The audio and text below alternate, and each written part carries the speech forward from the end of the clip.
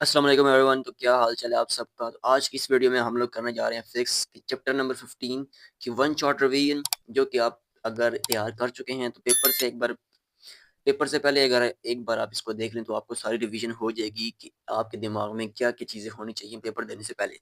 तो सबसे पहले हम इसको टाइम वेस्ट किए बगैर स्टार्ट करते हैं। और अगर आप कोई भी अर्निंग प्लेटफॉर्म चाहते हैं तो उसके लिए मैंने एक डिस्क्रिप्शन में आपको एक लिंक दिया हुआ है। ये अभी भी वेबसाइट आई है, तो ये 2-3 महीने तो कहीं भी नहीं जाएगी। आप जितना प्रॉफिट इसमें से निकाल सकते हैं निकालें। और अगर आपको इसका विथड्रॉ प्रूफ चाहिए तो आप बेशक मेरा ग्रुप का लिंक ज्वाइन कर सकते हैं व्हाट्सएप पर, जो भी मैंने डिस्क्रिप्शन में दिया हुआ है, ठीक है। तो आपको वहाँ से कंफर्म हो जाएगा कि विथड्रॉ होता है कि नहीं होता। तो चलते हैं बगैर टाइम वेस्ट किए अपने इस टॉपिक की तरफ से। सबसे पहले हमारे पास आ जाता है topic 15.1, Newton's law of universal gravitation. तो न्यूटन्स लॉ बहुत ही ईजी सी चीज़ है। इसमें उसका कॉन्सेप्ट क्या है कि हर बॉडी जो है ऑन द यूनिवर्स, चाहे वो गोल है या सब स्क्वायर है, जो भी है, मैं हूँ आप है, कोई माइक है छोटा सा, कोई मोबाइल फोन है, अट्रैक्ट करती है दोनों को। इस एक का मैस m1 है, दूसरे का मैस m2 है, एक दूसरे को अट्रैक्ट करती हैं विद फोर्स एफ ऑफ जी, ठीक है। अब ये फोर्स इनके दरमियान में जो अट्रैक्शन फोर्स है वो निकालने का फॉर्मूला उसने हमें डिराइव करके दिया है। वो क्या है? F of G is equals to G m1 m2 divide by R का स्क्वायर, ठीक है। सबसे पहले तो बात ये है कि इसकी स्टेटमेंट को अगर मैं सिंपल उर्दू में बताऊं तो दो मैसेज जो हैं उनके प्रोडक्ट के इक्वल यानी डायरेक्ट प्रोपोर्शन वो फोर्स होती है, और उन दोनों के दरमियान में जो डिस्टेंस है उसके इनवर्स है, ठीक है, उसके स्क्वायर के इनवर्स है। जिस तरह की ये दो हमारे पास रिलेशन गिवन है, ठीक है, उन दोनों के मैसेज के प्रोडक्ट और उसके डिस्टेंस के स्क्वायर को हमने क्या करना है, इन्वर्स कर देना है। तो ये हमारे पास रिलेशन इजी सा है बहुत ही, इसमें कोई मुश्किल बात नहीं है। और इसकी डायमेंशन अगर मैं आपको बता दूं, डायमेंशन अक्सर पूछ लेते हैं और एंट्री टेस्ट के लिए भी एमसीक्यूज होता है कि हमारे पास जी की डायमेंशन क्या होती है। तो जी की डायमेंशन ये है, जी की फोर्स की डायमेंशन हमें पता है न्यूटन होता है, न्यूटन क्या होता है केजी मीटर पर सेकंड स्क्वायर। तो उससे हमारे पास उसकी डायमेंशन, फोर्स की डायमेंशन क्या होती है, केजी क्या होती है मैस, और मीटर की क्या होती है लेंथ, और पर सेकंड स्क्वायर की हमारे पास ये आ जाती है। तो फोर्स की ये हमारे पास डायमेंशन है, और हमारे पास जी की डायमेंशन क्या है, पर मीटर एल क्यूब पर टी का स्क्वायर, ठीक है। जी की वैल्यू याद होनी चाहिए 6.673 इंटू 10⁻⁷ न्यूटन मीटर स्क्वायर पर केजी स्क्वायर, ठीक है। और इसमें अगली बात क्या आ जाती है कि इसका जो डिस्टेंस जाता है वो इनवर्स स्क्वायर रिलेशन है। यानी अगर हम लोग क्या करेंगे, जी 2 टाइम्स जो है डिस्टेंस इंक्रीज करेंगे तो उसका स्क्वायर जो हो जाएगा 1/4 टाइम्स क्या हो जाएगा, फोर्स डिक्रीज हो जाएगी, ठीक है। क्योंकि वो फ्रैक्शन में है तो 1/4 टाइम्स क्या हो जाएगी, डिक्रीज हो जाएगी फोर्स। इसी तरह अगर हम लोग 3 टाइम्स डिस्टेंस को बढ़ा देंगे तो उसका स्क्वायर हो जाएगा 9, तो 1/9 टाइम्स क्या हो जाएगी, फोर्स कम हो जाएगी। तो ये इसको आपने ज़हन में दोहराना है, ठीक है, ये कोई मुश्किल बात है नहीं है। और जो F12 है, अब जो पहले आएगा ना उसके ऊपर फोर्स अप्लाई हो रही होगी, ठीक है। F12 यहाँ पर आप लोग और करें, if the force on the mass 2 caused by the mass m1 है, ठीक है। अब मास 2 के ऊपर अगर फोर्स अप्लाई होगी तो 2 पहले आ जाएगा, और अगर मास 1 के ऊपर फोर्स अप्लाई होगी तो 1 पहले आ जाएगा, ठीक है। और जो अप्लाई करेगा उसका हम डिजिट बाद में लिख देंगे। अगर मास 1 अप्लाई कर रहा है तो ये F21 बन जाएगा, अगर मास 2 अप्लाई कर रहा है तो F12 बन जाएगा, ठीक है। तो ये दोनों फोर्सेस आपस में ऑपोजिट होती हैं। और एक क्वेश्चन हमारे पास आता है कि अगर Newton's third law of motion के मुताबिक अगर दोनों बॉडीज एक दूसरे को अटैक करती हैं तो क्यों अर्थ जो है अपनी जगह पे रहता है, जबकि जो एप्पल जो होता है वो अर्थ की तरफ आ जाता है। तो अर्थ के रिस्पेक्टिव जो एप्पल की फोर्स है, ठीक है, वो बहुत ज़्यादा कम है, और अर्थ जो है हमारे पास एक बहुत ही मेजर बॉडी है। तो इसके लिहाज से हमारे पास अर्थ की जो मूवमेंट है वो कंसिडर नहीं की जाती, जबकि सेब की कंसिडर की जाती है। तो ये इसका एक हमारे पास छोटा सा आंसर है। इसको आप अपनी इंग्लिश में ट्रांसलेट करके लिख सकते हैं, ठीक है। तो इसमें असेसमेंट बहुत ही आसान है, खाली फॉर्मूला है और उसमें वैल्यूज पुट करनी है और हमारे पास आंसर आ जाएगा। Gravitational field earth, gravitational field strength हमारे पास आ जाती है। ग्रेविटेशनल फील्ड स्ट्रेंथ में हमें क्या कहता है कि ये सिंपल जी है, जी निकालने का उसने हमें तरीका बताया हुआ है, ठीक है। तो इसमें हमारे पास ग्रेविटेशनल फील्ड स्ट्रेंथ क्या होती है, किसी भी मैसिव बॉडी के अराउंड, जिस तरह ये एक मैसिव बॉडी है ना, इसके अराउंड जो फील्ड है उसको हम क्या कहते हैं, ग्रेविटेशनल फील्ड स्ट्रेंथ। बस इतनी सी बात है इसमें समझने वाली। और value of G on the surface of the earth. अब अर्थ के ऊपर जब आपने वैल्यू निकालनी है तब आपने हाइट को भूल जाना है, हाइट वाला कॉन्सेप्ट आपने जहन से निकाल देना है जब वैल्यू ऑन अर्थ निकालनी है, ठीक है। उसके लिए क्या सिंपल फॉर्मूला लगाना है आपने, यूनिवर्सल लॉ ऑफ ग्रेविटेशन लगाना है, और उसमें एफ किसके इक्वल हो जाएगा, एम जी के इक्वल। तो एम और एम दोनों साइड पे कैंसिल, पीछे क्या रहेगा, G is equal G M E divide by R square. उसको जनरल फॉर्म में लिख के हम क्या कर सकते हैं, G is equal G M divide by R square, ठीक है। ये वैल्यू ऑन अर्थ है। अब आप अगर आपने वैल्यू ऑन हाइट एच निकालनी है तो उसके लिए आपने क्या करना होगा, सिंपली आर में एच ऐड कर दें, ठीक है, एच ऐड कर दें, ठीक है। उसके बाद जी एम, अब जी एम की वैल्यू कहाँ से आएगी, वो हमारे पास फॉर्मूले से आएगी जो हमने ये वाला डिराइव किया हुआ है, ठीक है। जी एम की वैल्यू क्या आएगी, जी आर का स्क्वायर। इधर आर डिवाइड हो रहा है उधर जाके मल्टीप्लाई हो जाएगा जी आर का स्क्वायर। तो इसमें हमने सिंपली वैल्यू पुट कर देनी है जी एम ई की। जी एम ई की वैल्यू क्या आई है, जी आर का स्क्वायर। ठीक है, जी आर का स्क्वायर इसमें वैल्यू पुट कर देंगे तो हमारे पास सिंपली हाइट के ऊपर फॉर्मूला बन जाएगा G H is equal to G R E square divided by R E plus H whole square. ठीक है, तो ये इसमें इजी सा ये डेरिवेशन है, इसमें कोई मुश्किल बात नहीं है। उसके बाद आ जाते हैं gravitational field lines. Gravitational field lines का हमें पता है कि वो हमेशा इनवर्ट्स होती हैं towards the centre of the अर्थ। ठीक है, इसमें दो कॉन्सेप्ट आ जाते हैं, आउटसाइड द स्फीयर और inside the sphere. Outside the sphere का क्या कंसेप्ट होता है कि जो आउटसाइड द स्फीयर है वो हमारे पास से अगर हम लोग अर्थ से बाहर है यानी स्फीयर से बाहर किसी चीज की बात करेंगे तो ये जो अर्थ है ये हमारे पास एक पॉइंट मैस की तरह एक्ट करेगा। यानी इसका इस तरह एक्ट करेगा जिस तरह इसका मैस जो है एक पॉइंट के ऊपर कंसंट्रेट हुआ हुआ है। ठीक है, एक पॉइंट के ऊपर जमा हुआ हुआ है और वो अट्रैक्ट कर रहा है। और अगर इनसाइड द स्फीयर से बात करें तो जिस तरह हम लोग करीब जाते जाएंगे इनसाइड द स्फीयर उतनी उतनी हमारे पास जो जी की वैल्यू है वो बढ़ती जाएगी। ठीक है, तो इसमें भी कोई मुश्किल बात नहीं है। बाकी लाइंस की अगर बात करें तो इनकी डायरेक्शन हमेशा इनवर्ड्स होती है, तभी तो हम लोग अर्थ के करीब आते हैं। उसके बाद हमारे पास आ जाता है कि और यहाँ पर एक इम्पोर्टेंट कॉन्सेप्ट है कि which is the largest planet of the solar system, तो वो हम लोग बोल सकते हैं कि जुपिटर है। ठीक है, तो इसकी आपको मैथ्स भी जुबानी याद होना चाहिए जो कि हमारे पास है 1.898 kg है। ठीक है, उसके बाद सैटेलाइट्स एंड ऑर्बिट्स। सैटेलाइट क्या होती है, the object that orbits around the planet और एनी अदर लाइक हम कह सकते हैं कि माइनर प्लैनेट या फिर हमारे पास ड्वार्फ प्लैनेट, उसको हम लोग क्या करते हैं एक सैटेलाइट कहते हैं। या नेचुरल सैटेलाइट हमारे पास क्या होती है, नेचुरल सैटेलाइट अगर आपको बताऊं मैं तो वो या तो एस्टेरॉइड्स होते हैं या मून्स होते हैं जो अर्थ के दौरान अर्थ के इर्द गिर्द या फिर किसी और प्लैनेट के इर्द गिर्द मूव करते रहते हैं, रिवॉल्व करते रहते हैं। अब इसमें हमारे पास 4 ऑर्बिट्स आ जाते हैं। ठीक है, इन चारों ऑर्बिट्स का आपने नाम याद रखना है। सबसे पहले हमारे पास आता है इक्वेटर ऑर्बिट। ठीक है, shows the plane of equator. Shows the plane of equator कौन सा है, प्लेन ऑफ इक्वेटर हमारे पास ये वाला ऑर्बिट है। ये वाला जो ऑर्बिट है ना, ये रेड से हमारे पास इंडिकेट हुआ है, ये हमारे पास क्या है, प्लेन ऑफ इक्वेटर।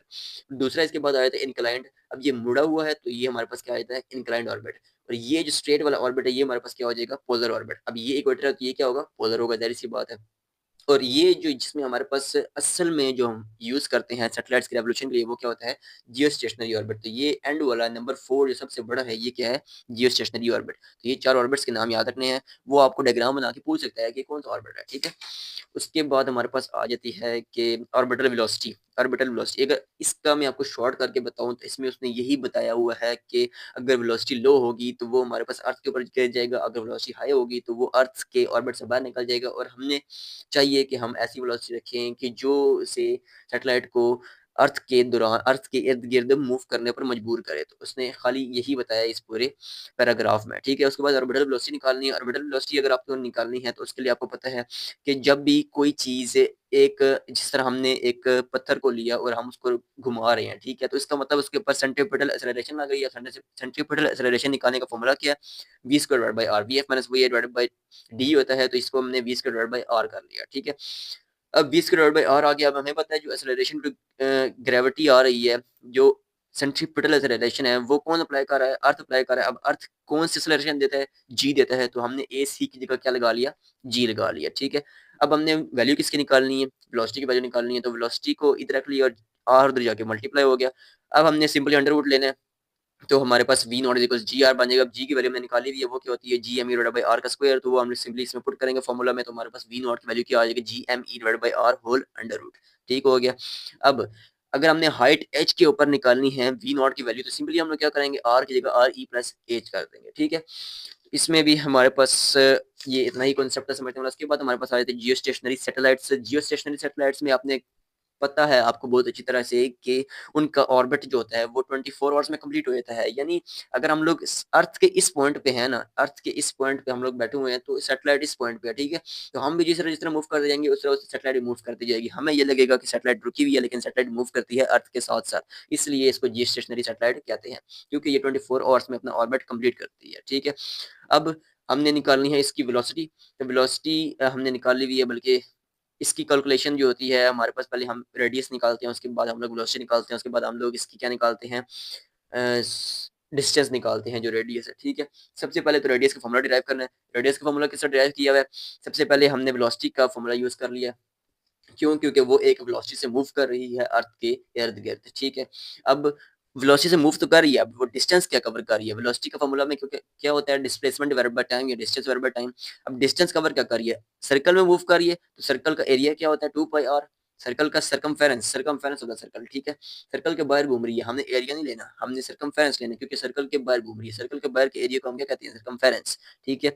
तो उसका हमारे पास क्या फॉर्मूला आया था? 2 pi R divided by T. T क्या है? टाइम, ठीक है। तो सिंपली हमने वेलोसिटी की जगह पे क्या पुट करना है? 2 pi R divided by T, ठीक है। यहाँ से हमने आर की वैल्यू निकालनी है, तो ज़ाहिर सी बात है इसके ऊपर स्क्वायर लेंगे ताकि स्क्वायर रूट खत्म हो जाए, और ये वाला आर इधर आके मल्टीप्लाई हो जाएगा तो क्यूब बन जाएगा। तो क्यूब रूट हम लेंगे तो हमारे पास इसका फॉर्मूला आ जाएगा R equal to G M E T square divided by 4 pi square whole का अंडर रूट, ठीक है। होल का क्यूब रूट, ठीक है। तो कैलकुलेशन के लिए सिंपली हमने जी की वैल्यू पुट करनी है। मैथ ऑफ अर्थ क्या होता है हमारे पास? 6 × 10⁻24। टी क्या होता है? टी हमारे पास एक दिन का क्या होता है, यानी हमारे पास एक दिन के लिए क्या कितने सेकंड होते हैं वो आपको कैलकुलेट करना आना चाहिए।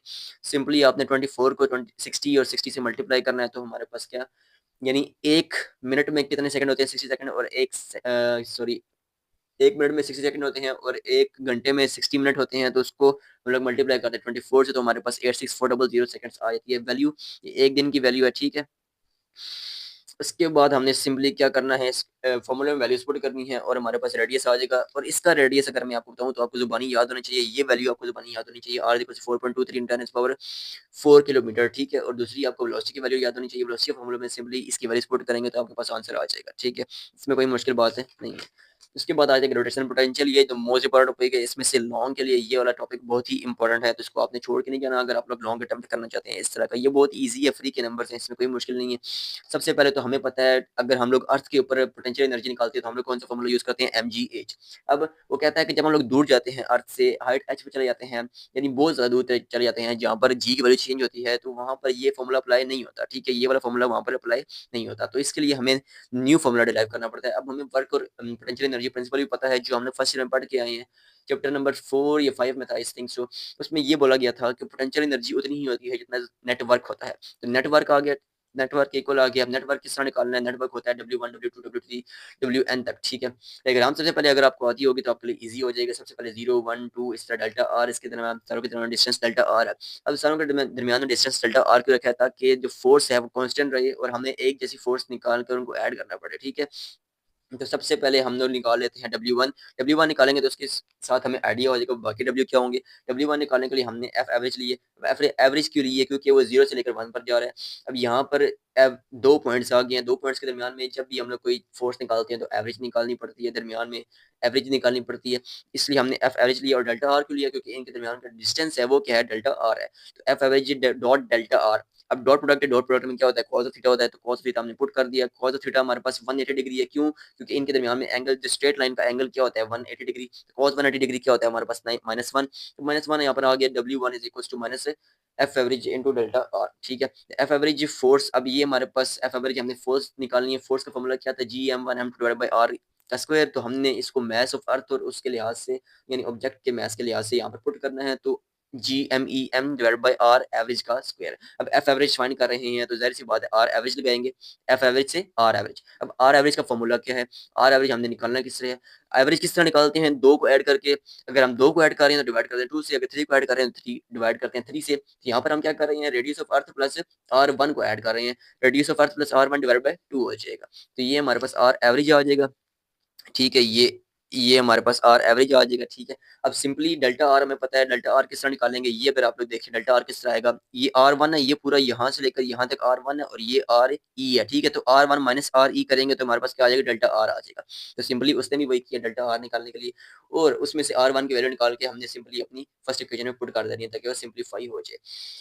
तो जब हमने इसमें पुट की तो ये बन गया R average equal to R E plus delta R by 2। तो इसको हमने 2 को अलग अलग डिवाइड कर दिया, तो हमारे पास 2 2 कैंसिल हो जाएगा आर ई के साथ से, और R E plus delta R by 2 आ जाएगा। सिंपली हमने आर एवरेज का स्क्वायर फाइंड करना है, तो आर एवरेज के ऊपर स्क्वायर ले लें, और फिर स्क्वायर लेने के बाद जब फॉर्मूला ओपन करेंगे तो हमारे पास डेल्टा आर बाय 4 होल का स्क्वायर आ जाएगा। अब डेल्टा आर पहले से ही स्मॉल है तो उसके ऊपर स्क्वायर लेंगे तो होल स्मॉल आ जाएगा, इसलिए इसकी जरूरत नहीं पड़ेगी इसके ऊपर, इसकी वजह से कोई खास इंपैक्ट नहीं आएगा, इसलिए उसने इसको कंसिडर ही नहीं किया। तो पीछे रह गया हमारे पास आर एवरेज का square equals to R E का square plus R E delta R. अब डेल्टा आर की वैल्यू क्या थी? R1 minus R E, simply इसमें पुट करें तो आर ई का स्क्वायर जो होगा वो माइनस में आ जाएगा और एक प्लस में आ जाएगा, दोनों कैंसिल हो जाएंगे, पीछे रह जाएगा आर ई आर वन, ठीक है। तो ये बहुत ईजी था फॉर्मूला, इसमें कोई मुश्किल बात नहीं है। आर एवरेज निकालनी है सिंपली, इक्वेशन में पुट करना है, इक्वेशन में पुट करना है, एफ एवरेज आ गया। अब एफ एवरेज आ गया है और डेल्टा आर भी आ गया है, तो इसका मतलब हमने वर्क वाले फॉर्मूले में पुट करने हैं, क्योंकि हम वर्क फाइंड कर रहे थे। तो W1 हमारे पास आ जाएगा नेगेटिव साइन के साथ, ठीक है। W1 आ जाएगा नेगेटिव साइन के साथ, और ये हमारे पास इक्वेशन बन जाएगी। अब सिंपली R1 को इसके नीचे डिवाइड कर देंगे अलग अलग। जब R1 बाई RE आएगा, तो हमारे पास वो क्या बन जाएगा, R1 cancel, 1 by RE minus 1 by R1, ठीक है। इसी तरह W2 भी आ जाएगा, W3 भी आ जाएगा, ठीक है। और आखिर में हमारे पास WN निकाल लेंगे हम लोग किस तरह कि हमने नेट किस तरह फाइंड करेंगे, सारों को ऐड कर देंगे। अब सारों को ऐड करेंगे तो इनमें कॉमन क्या आ रहा है, GMEM, सारों में कॉमन आ रहा है, उसको कॉमन निकाल लेंगे, ठीक है। पीछे हमारे पास क्या आ जाएगा, 1 by RE minus 1 by R1 plus 1 by R1 minus 1 by R2। तो इस तरह ये सारी वैल्यूज कैंसिल हो जाएंगी और आखिर में क्या रह जाएगा, 1 by RE minus 1 by RN, ठीक है। अब लास्ट में W नेट हमने किसके को लिया हुआ था, पोटेंशियल एनर्जी के, तो पोटेंशियल एनर्जी इक्वल WN, ठीक है। तो पोटेंशियल एनर्जी पुट कर दी हमने यहाँ पर।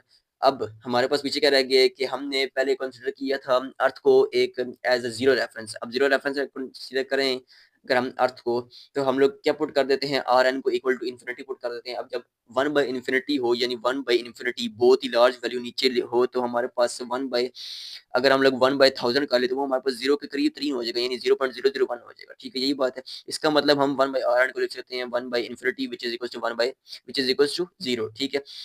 तो ये हमारे पास इसको डिराइव करके सिंपल फॉर्म में लिख देखा, U is equal to negative GMEM divided by R, ठीक हो गया।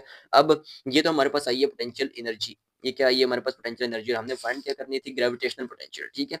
अब ग्रेविटेशनल पोटेंशियल के लिए सिंपली हमने क्या करना है, ग्रेविटेशनल पोटेंशियल के लिए हमारे पास फॉर्मूला है V is equal to U by M। तो सिंपली हमारे पास इसका फॉर्मूला बन जाएगा V is equal to negative GME divided by R, ठीक है। तो ये थी हमारे पास ग्रेविटेशनल पोटेंशियल जो कि हमने डिराइव करनी थी, और ये है हमारे पास इसकी वैल्यू ऑन द अर्थ। तो इसकी वैल्यू ऑन द अर्थ आपको याद होनी चाहिए, 162.3 मेगा जॉल पर केल्विन पर केजी, ठीक है। तो ये आपको वैल्यू याद होनी चाहिए।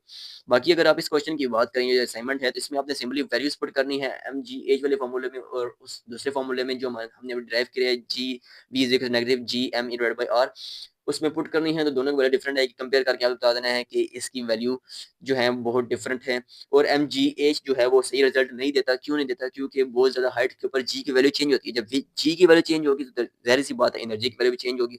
इसलिए जो MGH वाला फॉर्मूला है ये सही वैल्यू नहीं दे सकता, ठीक है। तो यहाँ तक था इसका पूरा कॉन्सेप्ट। उम्मीद है आप लोगों को समझ में आई होगी। ये फर्स्ट लेक्चर मैंने इसलिए किया है ताकि आप लोग रिवीजन कर सके।